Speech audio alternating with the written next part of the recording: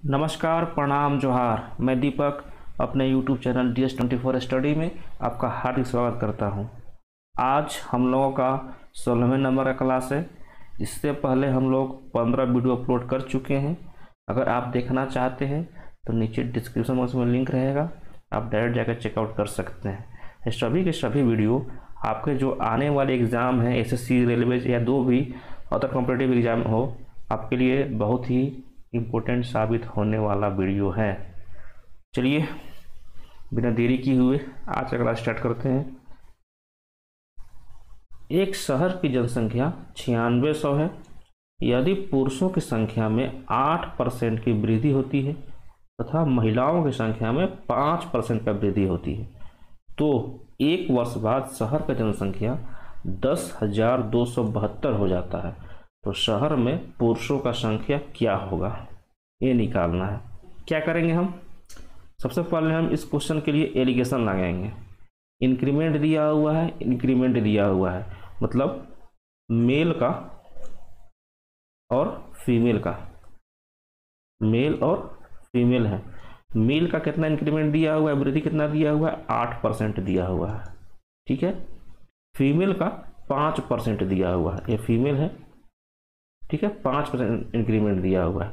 अगर हम overall increment निकाल लें, यहाँ पे पुट कर दें, तो मेरा मेल और फीमेल का उनका नंबर का रेशियो निकल जाएगा। ठीक है, टोटल दिया हुआ है, वहाँ से हम पुरुषों का संख्या निकाल लेंगे। तो ओवरऑल इंक्रीमेंट निकालने के लिए 9600 से 10,272 हुआ है। तो कितना का इंक्रीमेंट हुआ है? 9600 से 10,272, यानी आपका 672 लोग बढ़ चुके हैं। कहाँ से? 9600 से। पहले 9600 थे, अब कितना हो चुके हैं? 10,272, यानी 672 लोग बढ़ चुके हैं 9600 से। ये ही आपका इंक्रीमेंट है। 0 से 0 चला गया, इसको आप काट दीजिए, कितना बार में जाएगा? 6 और 7 है, तो 7 बार में जा रहा है क्या? 96 × 7 कीजिए, कितना जाएगा? 2, 4 बचा 63, 67, 7 बार में चला गया। ठीक है, यानी आपका जो नेट इंक्रीमेंट है आपका 7% आ रहा है। ठीक है, तो यहाँ से आप एलिगेशन लगाइए। मेल का कितना जाएगा? 8 में से 7 जाएगा तो 1 आ जाएगा, 7 में से 5 गया, कितना आ जाएगा? 2 आ गया। तो आपका मेल और फीमेल का ये क्या आया है? आपका उनका नंबर का रेशियो आ गया है, नंबर। ठीक है, तो 3 रेशियो का वैल्यू 9600 है। 3 रेशियो का वैल्यू 9600 है, तो 1 रेशियो का वैल्यू कितना हो जाएगा? 3200। ठीक है, पुरुषों का पूछा है, तो पुरुषों का कितना रेशियो है? 2 रेशियो, तो 2 रेशियो का वैल्यू कितना हो जाएगा? 32 दूना 6400। ठीक है, तो इसका आंसर आपका 6400 हो जाएगा। ये तो हुआ फर्स्ट मेथड। सेकेंड मेथड में क्या कर सकते हैं इसी सवाल के लिए? मान लीजिए कि फीमेल है, फीमेल है और एक मेल है। फीमेल में कितना इंक्रीमेंट हुआ है? 5% का, 5% का 5% इसको लिख लीजिए और प्लस 3% लिख लीजिए। तो हम मान लेते हैं कि टोटल 5% का ही इंक्रीमेंट हो रहा है। मेल में और फीमेल में दोनों में 5% का इंक्रीमेंट हो रहा है। तो 9600 थे, 9600 थे, 9600 थे। ठीक है, इसमें हम 5% का बढ़ोतरी कर दे रहे हैं। 5% का 0 से 0 चला जाएगा। 96 × 5 कितना हो जाएगा? 30, 3 45 और 3 48, मतलब 480 का इंक्रीमेंट हो रहा है। लेकिन टोटल इंक्रीमेंट कितना हो रहा था? 672 का, 672 का। ठीक है, और यहाँ पे कितना आ रहा है? 9600 का 5% इंक्रीमेंट करने पर कितना आ रहा है? 480। तो मेल का 5% और फीमेल का 5% इंक्रीमेंट करने पे 480 आ रहा है। इसको घटा दीजिए, कितना आएगा? घटाने पे कितना आ जाएगा? आपका आ जाएगा 2 और ये आएगा 9 और ये बच जाएगा 1। मतलब जो 3% मेल है, 3% मेल का वैल्यू आपका 192 के बराबर है। तो 100% मेल कितना होगा, वही आपको डायरेक्ट शहर में पुरुषों की संख्या मिल जाएगा। 3% का 192 है, तो 1% का कितना हो जाएगा, 6 बार में जाएगा 64 बचेगा, तो 100% का वैल्यू 6400। यहाँ से भी आप डायरेक्ट कर सकते हैं। ठीक है, चलिए आगे चलते हैं। 2 बर्तन ए तथा बी में रखे मिश्रण में एल्कोहल तथा पानी का अनुपात दिया हुआ है 5:4 3:4। ठीक है, इन दोनों मिश्रणों को किस अनुपात में मिलाएं कि मिश्रण में एल्कोहल और पानी बराबर हो जाए। 2 बर्तन है ए और बी, दोनों में एल्कोहल और वाटर का रेशियो दिया हुआ है 5:4 और इसमें 3 और 4 है। ये एल्कोहल है और ये वाटर है, एल्कोहल है और ये वाटर है। क्या बोला जाता है, इसको एक ही में मिलाया जाता है, इस दोनों को एक ही में मिला दीजिए। और उसके बाद बोल रहा है कि मिलाने के बाद दोनों का रेशियो बराबर होना चाहिए, मतलब 1:1 हो जाना चाहिए। ठीक है, ऐसे क्वेश्चन में हम क्या करेंगे, ऐसे क्वेश्चन में हम एलिगेशन ही लगाएंगे। लेकिन कैसे लगाएंगे, तो हम, आपको पता है ना कि आप स्पीड का एक तरफ रखते हैं, दूसरे तरफ स्पीड रखते हैं, तो स्पीड यहाँ भी रखेंगे। तो आपको एलिगेशन लगाने के बाद यहाँ पे जो रेशियो मिलता है, क्या चीज़ का रेशियो मिलता है, टाइम का, समय का रेशियो मिलता है। क्यों मिलता है, क्योंकि स्पीड का यूनिट क्या होता है, kilometre per hour, kilometre per hour. यहाँ आप देख रहे हैं कि जो डिनोमिनेटर में है, जो हर में है, उसी का रेशियो यहाँ पे मिलता है। ठीक है, तो हम क्या करेंगे कि हम मिश्रण का जो वैल्यू है, रेशियो है, उसको हम नीचे रखेंगे और ऊपर में कुछ भी रख सकते हैं। मान लीजिए कि हम इसको रखेंगे 5/9। 9 क्या है, 9 पूरा मिश्रण का रेशियो है और 5 एल्कोहल का हो जाएगा। तो इसको हम 5/9 रख सकते हैं या 4/9 रख सकते हैं, कुछ भी रख सकते हैं। हम चलिए हम इसको 5/9 रखेंगे, 5/9 इसको हम रखेंगे। ऊपर में एल्कोहल का रेशियो और नीचे में मिश्रण का रेशियो। सेकेंड वाले में एल्कोहल का रेशियो, क्योंकि हम यहाँ एल्कोहल लिए हुए हैं इसीलिए अब हमको यहाँ एल्कोहल लेना पड़ेगा। इसको हम 3/7 रखेंगे। 7 क्यों, क्योंकि 7 मिश्रण का रेशियो है। ठीक है, मिश्रण दोनों जगह आ गया, तो आपको रेशियो भी क्या चीज़ का मिलेगा, आपका रेशियो भी मिश्रण का ही मिलेगा। ठीक है, इसीलिए हम नीचे में मिश्रण रखे हुए हैं। ठीक है, इसका क्या हो जाएगा, एक आपका एल्कोहल का हो जाएगा और मिश्रण का 2 हो जाएगा। तो आपको 1/2, 5/9 और 3/7 में आपको एलिगेशन लगा दीजिए। जो नीचे आपका मिलेगा वही आपका क्या होगा, एल्कोहल और वाटर का रेशियो आपको यहाँ से मिल जाएगा। ठीक है, इतना तो हुआ आपका बेसिक कॉन्सेप्ट। क्वेश्चन पे आइए। चलिए इसको एल्कोहल के टर्म में लिखिए, एल्कोहल अपॉन मिश्रण। ठीक है, मिक्सचर के टर्म में, तो एल्कोहल 5 और मिश्रण मिक्सचर कितना हो जाएगा, 5×4 9। इधर कितना होगा सेकेंड वाले में, एल्कोहल आपका 3 हो जाएगा और मिक्सचर 4×3 7 हो जाएगा, 7। नीचे वाले में 1:1 था, 1:1 था, तो आपका एल्कोहल 1 हो जाएगा और मिश्रण 2 हो जाएगा। तो ऐसे केस में आप 9, 7 और 2 का क्या कीजिए, एलसीएम ले लीजिए, लसा ले लीजिए। ठीक है, कितना होगा, 7 दूना 14 और 14 गुना 9 कितना हो जाएगा, 126। तो 126 से आप तीनों में गुना कर दीजिए, सिंपली 126 से गुना कर दीजिए। कितना जाएगा, एक टोटल भाग कितना आ जाएगा, 14 बार में कट जाएगा, 14×5 70 हो जाएगा। ये आपका कितना बार में जाएगा, 18 से चल जाएगा, 18 गुना 3 कितना जाएगा आपका, 54 आ जाएगा। ये कितना आ जाएगा, 2 से 26 आपका 63 आ गया, 63 आ गया। तो आपको यहाँ से 70 मिला, यहाँ से आपका 54 मिला, यहाँ से आपका 63 मिला। ये क्या है, 70 क्या है, ये एल्कोहल है, 54 क्या है, ये वाटर है। ठीक है, बीच में आपका मिक्सचर का जो फाइनल मिलाने पे दोनों का आया था वो है आपका। यहाँ से निकाल लीजिए, लगाइए एलिगेशन, दोनों का रेशियो निकालिए। रेशियो निकालने के बाद क्या आएगा, आपका एल्कोहल और पानी का रेशियो आ जाएगा। ठीक है, 70 में से 63 घटाइए, 7 आएगा और 63 में से 54 घटाइए, कितना आएगा 9। तो 9:7 आपका क्या आया है, 9 एल्कोहल का है और वाटर का 7 है। ऑप्शन नंबर आपको पूछा किया है एल्कोहल और वाटर है, तो एल्कोहल का 9 है और वाटर का 7 है, इसीलिए आपका ऑप्शन नंबर बी होगा, न कि ऑप्शन नंबर ए। ठीक है, इसीलिए देख के भी लगाइएगा कि आप ऑप्शन कौन सा चूज कर रहे हैं। क्या है, कोई वस्तु 29% हानि पर बेची जाती है, यदि उसको 84 रुपये अधिक पर बेचा जाता तो 11% का लाभ होता। तो वस्तु का वास्तविक क्रय मूल्य निकालना है। मान लीजिए कि आप 100 रुपये में वस्तु को खरीद कर लाए, ठीक है, और उस वस्तु को 29% हानि पर बेच दीजिए, मतलब उसको 71 रुपये में आप बेच दिए। अब आपको 11% का उसको लाभ चाहिए, यानी उस वस्तु को आप 111 में बेचे होंगे। यही नहीं हुआ कि 100 में खरीद के लाए, आपको 29% का हानि हुआ, यानी आप उसको 71 रुपये में बेचे होंगे। अब 11% का आपको लाभ चाहिए, यानी उस वस्तु को 111 रुपये में बेचना पड़ेगा। तो 71 से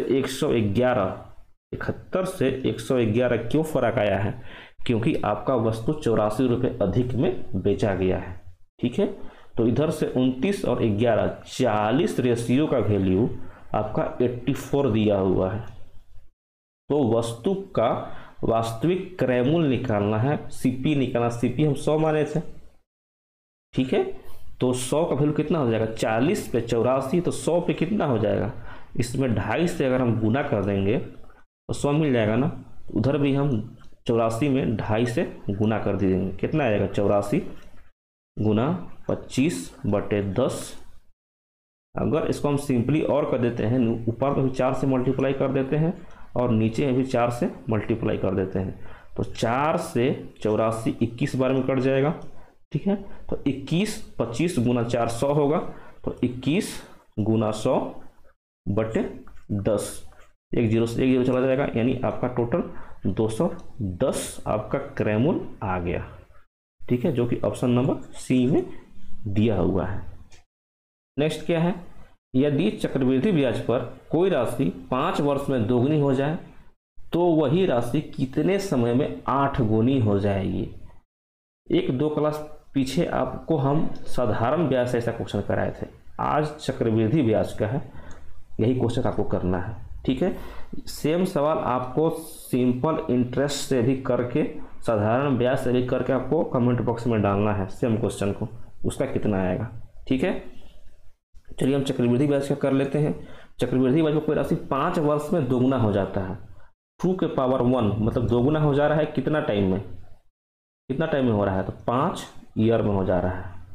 तो आपसे पूछा गया है कि 8 टाइम्स, 2 के पावर 3 कर दीजिए, 2 से 8 गुना हो गया। ठीक है, तो आपको सिंपल 5 गुने 3 कर देना है, मतलब 15 साल में आपका 8 गुना हो जाएगा। ठीक है, अगर यहाँ पे दिया रहता कि आपका ये राशि को 32 गुना करना है तो कैसे होगा, तो 2 गुना होने के लिए 5 साल। ठीक है, तो 32 गुना होने के लिए 2 के पावर 5, यानी 5 गुना 5 साल हो जाएगा, 25 साल में आपका 32 गुना हो जाएगा। ठीक है, ऐसे आप कर सकते हैं चक्रवृद्धि ब्याज में। यहाँ आपको पूछा था 8 गुना, तो 8 गुना 2 के पावर 3 होने के लिए 15 साल का टाइम उसको लगेगा। अगर यहीं पर सिंपल इंटरेस्ट आता तो क्या करते आप, y1/y2 में बताया था आपको फार्मूला, y1/y2 मतलब जो ईयर दिया हुआ है और जो ईयर निकालना है उसका number of times first -1, number of times second -1। तो y1 आपका 5 साल दिया हुआ है, ठीक है, y2 आपको निकालना है और नंबर ऑफ टाइम फर्स्ट कितना दिया हुआ है, 2 गुना दिया हुआ है, तो 2 में से 1 जाएगा तो 1 बचेगा, और नीचे 8 गुना है तो 8 में से 1 जाएगा तो 7 बचेगा। ठीक है, तो y2 का वैल्यू कितना जाएगा, 35 साल, 35 ईयर में आपका वो राशि 8 गुना हो जाएगा साधारण ब्याज पे। तो आप देख रहे हैं साधारण ब्याज पे कोई राशि 5 वर्ष में 2 गुना होता है, तो 8 गुना होने के लिए उसको 35 साल लगेगा। लेकिन चक्रवृद्धि ब्याज पर कोई राशि 5 वर्ष में 2 गुना तो 8 गुना होने के लिए मात्र 15 साल का समय लेता है। ऐसा क्यों? क्योंकि चक्रवृद्धि ब्याज में ब्याज पे ही ब्याज लगता है, इंटरेस्ट पे ही इंटरेस्ट लगता है। ठीक है, कोई दिक्कत, कोई परेशानी? चलिए आगे चलिए। 160 मीटर लंबी एक ट्रेन 60 मीटर लंबे प्लेटफॉर्म को 16 सेकंड में पार करती है। ट्रेन की गति किलोमीटर प्रति घंटा में बताना है आपको। ऐसे क्वेश्चन जब भी आपको लेंथ देना तो लेंथ को आपको जोड़ना है, लेंथ को हमेशा ऐड करना है। चाहे किसी चीज़ का भी लेंथ दो ट्रेन का लेंथ दे दे, एक ट्रेन दे, एक ब्रिज दे दे, 2 ट्रेन दे, मान लीजिए कि अपोजिट जा रहे हैं, किधर भी जा रहे हैं, उससे कोई मैटर नहीं करता है। लेंथ दे, आपको लेंथ को सिंपली उसको जोड़ना है। ठीक है, जोड़ना घटाना कहाँ है? घटाना कहाँ है? तो आपको स्पीड में घटाना जोड़ना रहता है। ठीक है, आपको डिस्टेंस में केवल जोड़ना है, लेकिन स्पीड में आपको प्लस भी करना पड़ता है और माइनस भी करना पड़ता है। वो आपका रिलेटिव वेलोसिटी पे काम करता है। मान लीजिए कि एक ट्रेन इधर जा रही है, दूसरा ट्रेन इधर आ रही है। ठीक है, तो इस सिचुएशन में आप दोनों को ऐड करते हैं। एक ट्रेन इधर जा रही है, दूसरा ट्रेन भी इधर ही जा रही है, तो इस केस में आप दोनों को घटा देते हैं स्पीड को। 160 मीटर लंबा ट्रेन है, 160 मीटर लंबा प्लेटफॉर्म है, दोनों को जोड़ दीजिए, कितना आएगा? 160 320 बराबर ये डिस्टेंस हुआ। तो डिस्टेंस इक्वल टू क्या होता है? Speed into time. ठीक है, तो स्पीड को मान लीजिए हम x मान लेते हैं, और टाइम 16 सेकेंड दिया हुआ है। ये आपका 32 मीटर है और ये आपका टाइम सेकेंड में है। तो x का वैल्यू कितना हो जाएगा? 16 से 320 20 बार में कट जाएगा, यानी आपका 20 मीटर पर सेकेंड आपका स्पीड आया है।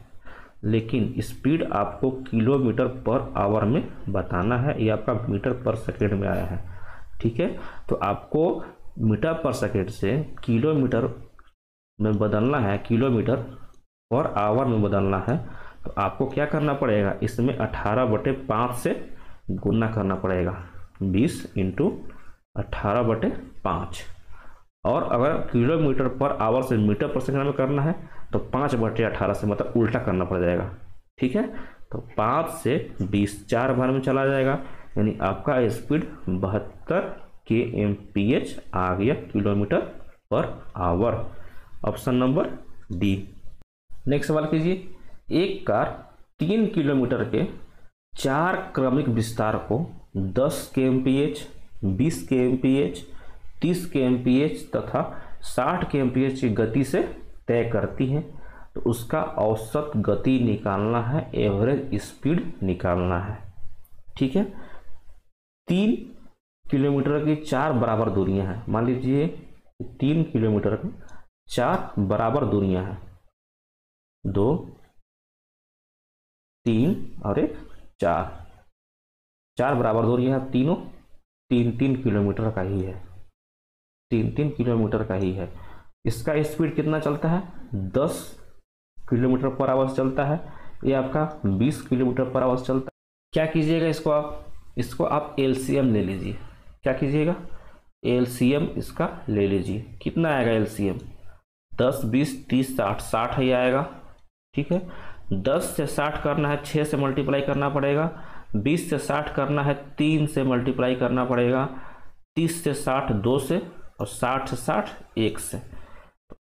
ऐसे क्वेश्चन में सेम डिस्टेंस को अलग अलग स्पीड से तय करें और बाद में पूछे कि उसका एवरेज स्पीड बताइए। तो जो आपका जो यहाँ पे 60 आया है एलसीएम, 60 को कितने से गुना कीजिए? जितना अलग अलग डिस्टेंस ट्रेवल कर रहा है, जितना पार्ट में कर रहा है। यहाँ 4 पार्ट में डिस्टेंस ट्रेवल कर रहा है, इसलिए हम 4 से गुना करेंगे। अगर ज़्यादा होता, 5 पार्ट होता, 6 पार्ट होता, तो हम 6 से गुना करते। ठीक है, जितना पार्ट में कर रहा है उतना पार्ट से उसका हम गुना कर दिए। और क्या करेंगे? ये 6 + 3 + 2 + 1 सबको जोड़ देंगे। 6 + 3 + 2 + 1 कितना आएगा? 240 आएगा, अपॉन 6 3 9 9 2 11 1 12। कितना आ जाएगा काटने पे, आपका स्पीड आ जाएगा 20 किलोमीटर पर आवर, जो कि आपका एवरेज स्पीड होगा। इस ऑप्शन में आपका ऑप्शन गलत है, ऑप्शन इसका 20 आंसर 20 kmph इसका आंसर आएगा। अगर यहाँ पे डिस्टेंस सेम दिया हुआ है और स्पीड अलग अलग है तो आप इस मेथड को आराम से लगा सकते हैं, लेकिन आपका डिस्टेंस अलग अलग कर दे, यह 3 देता, 4 देता, 5 देता, 6 देता, तब आपको थोड़ा सा इस ट्रिक में थोड़ा सा और कुछ करना पड़ेगा। ऐसा क्वेश्चन हम आने वाले क्लासेस में ले लेंगे, वहाँ भी आपको हम समझा देंगे। क्या है क्वेश्चन, भारत में जनगणना निम्नलिखित में से कौन से मंत्रालय के द्वारा कराई जाती है। सेंसस होता है तो कौन सी मिनिस्ट्री उसके लिए रिस्पॉन्सिबल है, जवाबदेह है, आपको वो बताना है।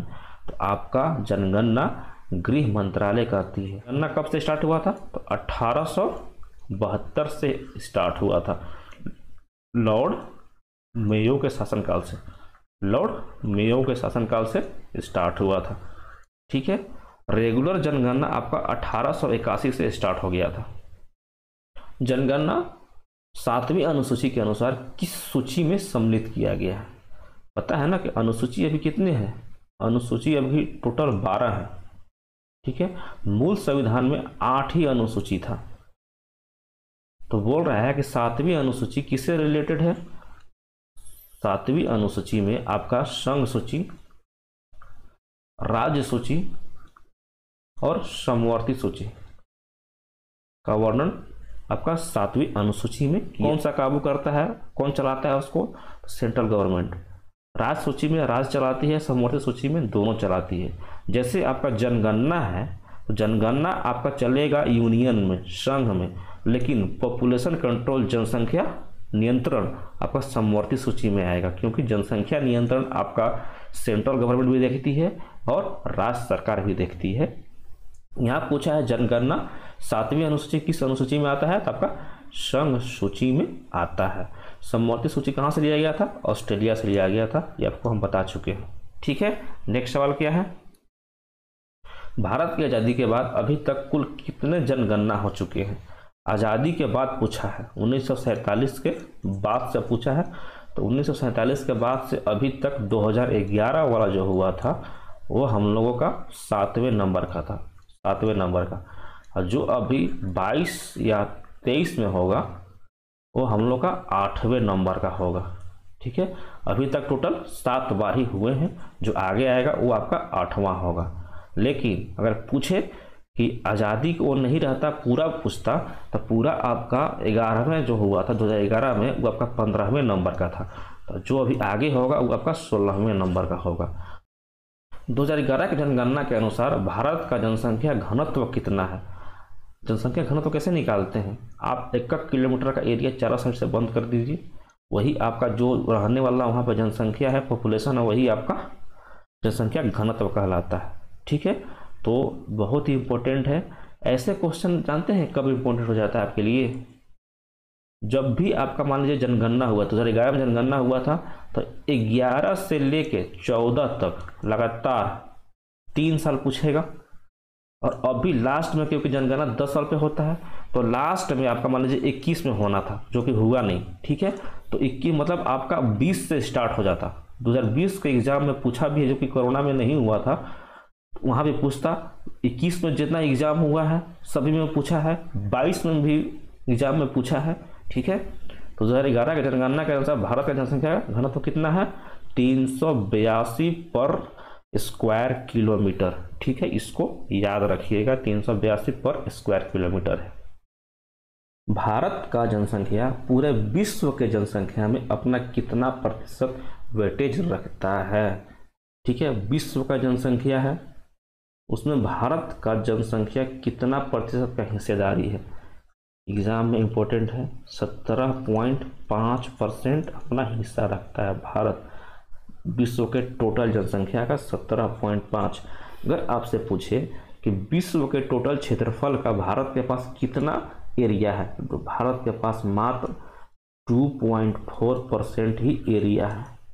ठीक है, इतना ही जगह लेता है पूरे विश्व के मानचित्र पर भारत, 4%, लेकिन पॉपुलेशन 17.5% है।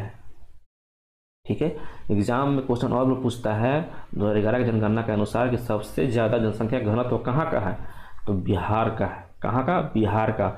सबसे कम कहाँ का है? अरुणाचल प्रदेश का है। अरुणाचल प्रदेश का याद रखिएगा 17 पर स्क्वायर किलोमीटर है, जो कि एग्जाम में पूछा भी है। 17 पर स्क्वायर किलोमीटर है, इसको याद रखिएगा, अरुणाचल प्रदेश का। ठीक है, चलिए। भारत के सीमावर्ती क्षेत्रों में सड़क निर्माण का कार्य निम्नलिखित में से कौन करता है? तो जहाँ भी सीमावर्ती क्षेत्र है, जो बॉर्डर है, वहाँ पे आपका BRO बनाता है, बॉर्डर रोड ऑर्गेनाइजेशन बनाता है। BRO, border road organization. इसका स्थापना कब हुआ था? 1960 में। इसका हेडक्वार्टर कहाँ पे है? दिल्ली में। दिल्ली में। ठीक है, ये आपका किसके अंतर्गत आता है? तो मिनिस्ट्री ऑफ डिफेंस के अंतर्गत आता है। मिनिस्ट्री ऑफ डिफेंस मतलब रक्षा मंत्री के कंट्रोल में आता है border road organization. First option है NHAI, national highway authority of India, मतलब राष्ट्रीय राजमार्ग प्राधिकरण। इसका स्थापना कब हुआ था? इसका तो फुल फॉर्म में पूछ लेता है एग्जाम में, NHAI का। तो national highway authority of India इसको बोलते हैं। इसका स्थापना हुआ था 1988 में। ठीक है, इसका भी हेडक्वार्टर आपका दिल्ली में ही है। ठीक है, ये किसके अंतर्गत आता है? तो ministry of road and transport के अंतर्गत में आता है। Ministry of road and transport के अंतर्गत में आता है, मतलब सड़क एंड परिवहन मंत्रालय के अंतर्गत आता है आपका NHAI। ठीक है, अभी कमेंट बॉक्स में आप इसका चेयरमैन डालिएगा। अभी कौन है NHAI का चेयरमैन, कौन है, आप कमेंट बॉक्स में डालिएगा। ठीक है, चलिए। और NTPC भेल क्या है? इस महाराष्ट्र में कंपनी है, PSU है। ठीक है, चलिए। विज्ञान को लोकप्रिय बनाने के लिए यूनेस्को द्वारा निम्नलिखित में से कौन सा पुरस्कार दिया जाता है? विज्ञान को लोकप्रिय बनाने के लिए कौन सा दिया जाता है? कलिंग पुरस्कार। इस क्वेश्चन में यूज हुआ है यूनेस्को। अभी तक यूनेस्को के बारे में बहुत बात की है, लेकिन यूनेस्को क्या है आपको बताए नहीं है हम। यूनेस्को का पहले तो फुल फॉर्म ही पूछ लेता है। यूनेस्को क्या होता है? इसका full form United Nation Education Scientific and Cultural Organization. United Nation Education Scientific and Cultural Organization. इसका स्थापना डेट पूछ लेता है, कितना है? 16 नवंबर 1945 को इसका स्थापना हुआ था। इसका हेडक्वार्टर पूछ लेता है। हेडक्वार्टर बहुत पूछता है, हेडक्वार्टर कहाँ पे है? तो इसका पेरिस में है। कहाँ पे है? पेरिस कहाँ है? फ्रांस में। ठीक है, पेरिस में बहुत सारा और भी ऑर्गेनाइजेशन है, उसका हेडक्वार्टर है। जैसे में आपका हो जाएगा FATF का है, वहीं पे है, FATF का है। और आपका यूरोपियन स्पेस एजेंसी का भी वहीं पे है, हेडक्वार्टर है। और आपका हो जाएगा इंटरनेशनल एटॉमिक यूनियन का भी वहीं पे आपका हेडक्वार्टर है, पेरिस में ही है। और अभी याद नहीं आ रहे हैं, बताएंगे आपको आने वाले क्लासेस में। ठीक है, अब कमेंट बॉक्स में इसका भी आप चेयरमैन का नाम बताइएगा कि एंड्रे ऑजले है कि फिर कोई और है। ठीक है, इसका भी आप चेयरमैन का नाम कमेंट बॉक्स में डालिएगा। फर्स्ट ऑप्शन क्या है? डॉक्टर BC राय। डॉक्टर BC राय किससे रिलेटेड थे? चिकित्सा से। चिकित्सा में जो प्राइज मिलता है मेडिसिन में, डॉक्टर BC राय पुरस्कार से मिलता है। नॉर्मन बोरलॉग पुरस्कार आपका कृषि के क्षेत्र में मिलता है। हरित क्रांति के जनक, ग्रीन रेवोल्यूशन के जनक विश्व में कौन थे? Norman Borlaug. और भारत में स्वामीनाथन, MS स्वामीनाथन भारत में हरित क्रांति के जनक के नाम से जाने जाते हैं। नेक्स्ट क्या है? नोबेल पुरस्कार। नोबेल पुरस्कार कब से दिया जाता है? 1901 से। किसके याद में? Alfred Nobel. किसका आविष्कारक थे? अल्फ्रेड नोबेल किसका आविष्कारक थे? डायनामाइट का। ठीक है, भारत को पहला नोबेल प्राइज कब मिला था? 1913 में रविंद्रनाथ टैगोर को। साहित्य के क्षेत्र में कौन सा पुस्तक? गीतांजलि के लिए। रविंद्रनाथ टैगोर को गुरुदेव के नाम से भी जानते हैं। किस नाम से? गुरुदेव। ठीक है, रविंद्रनाथ टैगोर ने ही महात्मा गांधी को महात्मा का उपाधि दिया था। ठीक है।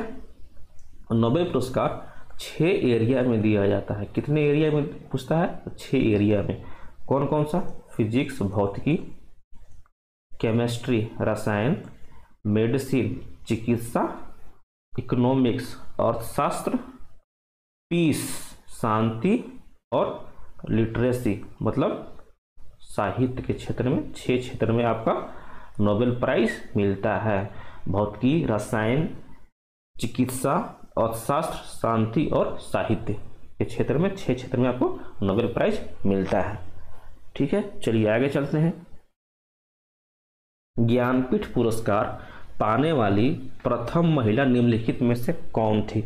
ये आपका यूपीएसआई में पिछले साल 2021 के लास्ट में या फिर 22 के स्टार्टिंग में ही पूछा हुआ है। ज्ञानपीठ पुरस्कार प्रथम महिला कौन थी? श्रीमती आशा पूर्णा देवी। ठीक है। ज्ञानपीठ पुरस्कार कब से स्टार्ट हुआ था? 1961 में इसका स्थापना हुआ था, लेकिन जो फर्स्ट प्राइज था 1965 में दिया गया था। किसको दिया गया था? तो जीएस कुरुप को दिया गया था। जीएस कुरुप को, ये इंपॉर्टेंट है, इसको याद रखिए। जीएस कुरुप के मलयालम कवि थे, मलयालम। ठीक है, मलयालम कवि थे, इन्हीं को दिया गया था। जो ज्ञानपीठ पुरस्कार है ये पूछता है कि कितने लैंग्वेज में दिया जाता है। टोटल 23 लैंग्वेज में, 23 भाषाओं में दिया जाता है। 22 भाषा तो आपका क्या है? मेरा संविधान में है। एक भाषा कौन सा है इसमें? एक्स्ट्रा इंग्लिश को है। आपको पता है ना जी कि मेरा संविधान में इंग्लिश मेरा क्या है? 22 लैंग्वेज में शामिल नहीं है। ठीक है, 22 लैंग्वेज। मूल संविधान में कितने लैंग्वेज था? 14। 8 लैंग्वेज को बाद में जोड़ा गया है। कौन कौन सा संविधान से? 21वां से, 71वां से और 92वां से। 21 से 1, 71 से 3 और 92 से 4। 21 से सिंधी भाषा, 71वां से कोंकणी, मणिपुरी, नेपाली और 92वां से डीबीएमएस मतलब डोगरी, बोडो, मैथिली और संथाली। ठीक है। क्या दिया हुआ है? Madam Curie. मैडम क्यूरी को रसायन मतलब केमिस्ट्री और फिजिक्स दोनों के क्षेत्र में इनको नोबेल प्राइज मिल चुका है। जीएस कुरुप में आपको बता चुके हैं कि सबसे पहले जीएस कुरुप को ही ज्ञानपीठ पुरस्कार 1965 में मिला था मलयालम भाषा के लिए। ठीक है। और अभी बताइए कि जो फिलहाल में मिला हुआ है ज्ञानपीठ पुरस्कार किसको मिला हुआ है? हाँ, एक क्वेश्चन और पूछा था यूपीएसआई में, तो आपको बताना है कि हिंदी में पहला ज्ञानपीठ पुरस्कार किसको मिला था। तो वो मिला था आपका सुमित्रा नंदन पंत को मिला था। 1968 में मिला था। किसको? सुमित्रा नंदन पंत को हिंदी के लिए दिया गया था 3 साल बाद ज्ञानपीठ पुरस्कार। ठीक है। अभी ये जो फिलहाल का बताइए कि फिलहाल में आपका 55 नंबर तो मिला था 2019 में, 56 नंबर और 57 नंबर ये आपका दोनों साथ ही में मिला हुआ है। 20, 21 और 22 बोल सकते हैं इसको। बताइए 56 नंबर किसको मिला है? 57 नंबर किसको मिला है? तो 56 नंबर आपको मिला हुआ है नीलमणि फुकन को। नीलमणि फुकन जो कि कहाँ से थे? असम से थे, असम के कवि थे। और 57वां मिला है आपको एक गोवा में रहने वाले थे, उनका नाम क्या था? दामोदर मौवो या मौजो जो भी था, दामोदर मौजो को मिला हुआ है 57वां। ठीक है। निम्नलिखित में से किस विदेशी यात्री ने भारत का दौरा सबसे पहले किया था? विदेशी यात्री किसने किया था? मेगास्थनीज। चंद्रगुप्त मौर्य के शासनकाल में ही मौर्य वंश का संस्थापक था चंद्रगुप्त मौर्य, उसी के शासनकाल में मेगास्थनीज भारत आया था। कहाँ का रहने वाला था? यूनान का, मतलब अभी ईरान का रहने वाला था, अभी ईरान का। ठीक है। मेगास्थनीज से क्वेश्चन पूछता है कि इसका एक बुक था, कौन सा था? इंडिका। इस इंडिका से पूछता है कि इंडिका का लेखक कौन था? तो मेगास्थनीज। किसके शासनकाल में आया था? चंद्रगुप्त मौर्य। चंद्रगुप्त मौर्य जो कि मौर्य वंश का संस्थापक था। इसी के शासनकाल में विष्णुगुप्त, कौटिल्य और क्या नाम था उनका? विष्णुगुप्त, कौटिल्य और एक और नाम था चाणक्य। ठीक है। उनका बुक का क्या नाम है? अर्थशास्त्र। हेनसांग किसके शासनकाल में आया था? आपका आया था हर्षवर्धन के शासनकाल में। ठीक है, हर्षवर्धन। हेनसांग आपका चीनी यात्री था। ठीक है, हर्षवर्धन के शासनकाल में भारत आया था। इसका बुक है, हर्षवर्धन का नहीं, हेनसांग का। क्या नाम है? सीयूकी।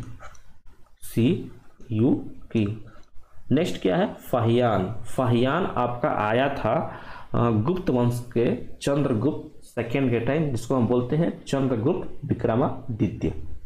ठीक है।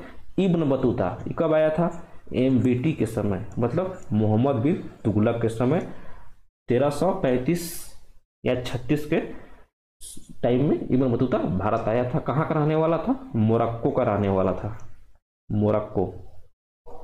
ठीक है। इसका फेमस बुक है इब्न बतूता का, क्या नाम है? रेहला। रेहला इसका याद रखिएगा। मेगास्थनीज ईरान का। ठीक है। हेनसांग और फाहियान कहाँ का था? चीन का था। इब्न बतूता रेहला बोल रहा हूँ, मोरक्को का था। मुद्रा राक्षस नामक पुस्तक के लेखक कौन है? आपको हम कल बताए थे। मुद्रा राक्षस नामक पुस्तक के लेखक विशाख दत्त थे। बाणभट्ट हर्षवर्धन के दरबारी कवि। इनका बुक का नाम क्या है? हर्षचरित्र। राइटिंग पर नहीं जाइएगा, मेरा राइटिंग थोड़ा सा अच्छा है। हर्षचरित्र और कादम्बरी। कादम्बरी। ठीक है। बाणभट्ट का बुक है हर्षचरित्र और कादम्बरी। कलहन। कलहन का फेमस बुक है राजतरंगिणी। राजतरंगिणी। एग्जाम में पूछता है कि जम्मू कश्मीर के इतिहास का फेमस बुक का नाम क्या है, तो उसका फेमस बुक का नाम है राजतरंगिणी। एग्जाम में पूछता है कि जम्मू कश्मीर का से रिलेटेड जो फेमस बुक है उसका नाम क्या है? राजतरंगिणी। इसी के लेखक कौन है? कलहन।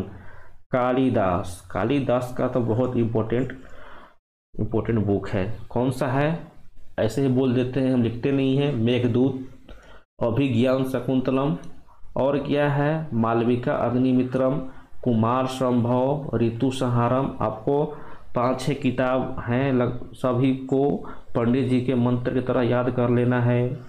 ठीक है। मेघदूत, मालविका अग्निमित्रम, कुमार संभव, अभिज्ञान शकुंतलम, ऋतु संहारम, आपको ऐसे करके याद रखना है। कालिदास का बुक का।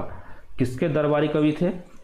चंद्रगुप्त विक्रमादित्य, गुप्त वंश का राजा था, जिसको हम भी चंद्रगुप्त सेकेंड भी कहते हैं। ठीक है, चलिए आगे चलिए।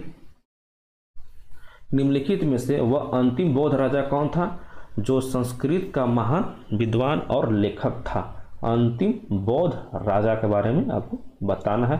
कौन था? हर्षवर्धन। ठीक है। हर्षवर्धन कहाँ का राजा था? पुष्यभूति वंश का। पुष्यभूति वंश का राजा था। इसका जो स्टार्टिंग में राजधानी था वो कहाँ था? थानेश्वर में था। थानेश्वर जो कि हरियाणा क्षेत्र में पड़ता है, वहाँ पे था। बाद में इसने कनौज में अपना राजधानी शिफ्ट कर लिया था हर्षवर्धन ने। जब हर्षवर्धन दक्षिण फतेह पे निकला था तो उसको चालुक्य वंश का शासक कौन सा? पुलकेशिन द्वितीय, पुलकेशिन सेकेंड ने उसको हराया था। कहाँ से पता चलता है? तो ऐहोल अभिलेख से मालूम चलता है। ऐहोल अभिलेख से। इसका रचनाकार कौन है? इसको किसने बनाया था? तो रवि कीर्ति का है। इसको याद रखिएगा, एग्जाम में पूछता है कि ऐहोल अभिलेख किसके द्वारा बनाया गया था? तो रवि कीर्ति के द्वारा। ठीक है। इसी में बताया गया है ऐहोल अभिलेख में कि पुलकेशिन द्वितीय ने हर्षवर्धन को युद्ध में हराया था जब यह पश्चिम विजय के लिए आया था। ठीक है। हर्षवर्धन के लिए आपको बुक बता चुके हैं हम, कौन कौन सा? PNR, प्रियदर्शिका, नागनंदा और रत्नावली। सी ऑप्शन है कनिष्क। कनिष्क कहाँ का राजा था? कुषाण वंश का। इसी के शासनकाल में आपका बौद्ध का जो चौथे नंबर का संगीति हुआ था, कहाँ पे हुआ था? कुंडलवन कश्मीर में। अध्यक्ष कौन था? आपका अध्यक्ष थे आपका वसुमित्र, और उपाध्यक्ष कौन थे? अश्वघोष। कनिष्क का राजवैद्य कौन थे? चरक। चरक, इन्हीं का एक चरक संहिता, एक बुक है चरक संहिता नाम करके। चरक को ही आयुर्वेद का जनक या फिर चिकित्सा के जनक के नाम से ही जानते थे। ठीक है। अशोक के शासनकाल में ही आपका कौन सा बौद्ध संगीति हुआ था? तीसरा। कहाँ पे हुआ था? पाटलिपुत्र में। किसके अध्यक्षता में? मोगरीपुत्र तीस के अध्यक्षता में। बिंबिसार, बिंदुसार नहीं, बिंदुसार तो अशोक का पिताजी थे, ये बिंबिसार है। बिंबिसार ये हर्यक वंश का संस्थापक थे, जिसका बेटा कौन था? अजातशत्रु। अब अजातशत्रु के शासनकाल में ही बौद्ध संगीति का पहला संगीति हुआ था। कहाँ पे हुआ था? पहला हुआ था आपका राजगिरी में। अध्यक्ष कौन था? तो महाकश्यप उसमें उनका अध्यक्ष थे। निम्नलिखित में से भारत के राष्ट्रपति के चुनाव में कौन कौन शामिल नहीं हो सकता है?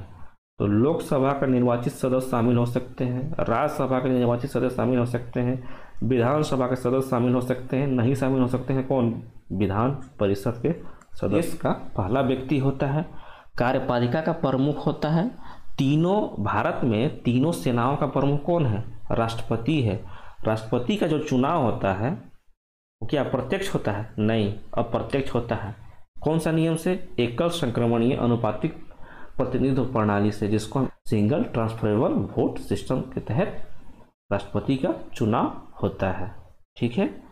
और इसका जो भी मतलब चुनाव से मतलब कोई भी प्रॉब्लम हो गया तो उसका सुनवाई कौन करेगा? Supreme court. राष्ट्रपति ही सुप्रीम कोर्ट का जज और हाई कोर्ट का जज का क्या करता है? उसका नियुक्ति करता है। ठीक है। मान लीजिए कि राष्ट्रपति का चयन हो गया तो उसको शपथ कौन दिलाएगा? उसको शपथ दिलाएगा चीफ जस्टिस ऑफ इंडिया, मतलब मुख्य न्यायाधीश। ठीक है। मान लीजिए कि उसको देना है, क्या देना है? अपना रिजाइन देना है, तो किसको देगा? त्यागपत्र किसको देगा? न्यायाधीश को या उपराष्ट्रपति को? तो उपराष्ट्रपति को अपना त्यागपत्र देगा। आर्टिकल नंबर 52 के तहत इसका राष्ट्रपति के बारे में दिया गया है कि राष्ट्रपति भारत का एक राष्ट्रपति होगा। आर्टिकल नंबर 52 में कहा गया है। आर्टिकल नंबर 61 क्या कहा गया है? किस पे महाभियोग चलेगा? आर्टिकल नंबर 61 के तहत इम्पीचमेंट होगा, मतलब उसको हटाने का प्रोसेस है। ठीक है। आर्टिकल नंबर 72 क्या है? क्षमा दान की शक्ति राष्ट्रपति का। आर्टिकल नंबर 78 क्या है? वो प्रधानमंत्री से क्या है? काम के बारे में जानकारी ले सकता है, आर्टिकल नंबर 78 के तहत। आर्टिकल नंबर 85 लोकसभा को राष्ट्रपति भंग कर सकता है। ठीक है। आर्टिकल नंबर 123 क्या है? आर्टिकल नंबर 23 है अध्यादेश जारी करता है। मान लीजिए संसद आपका भंग है, लोकसभा मतलब आपका भंग है, तो उस समय राष्ट्रपति अध्यादेश जारी कर सकता है, जिसको कि इंग्लिश में हम ऑर्डिनेंस बोलते हैं। आर्टिकल नंबर 143 के तहत 143 के तहत राष्ट्रपति मुख्य न्यायाधीश जो कि चीफ जस्टिस ऑफ इंडिया है उससे परामर्श कर सकता है कोई भी डिसीजन देने से पहले। ठीक है। आर्टिकल नंबर 280 के तहत राष्ट्रपति वित्त आयोग का गठन करता है, फाइनेंस कमीशन का गठन करता है। आर्टिकल नंबर 352 के तहत क्या करता है? इमरजेंसी घोषित करता है।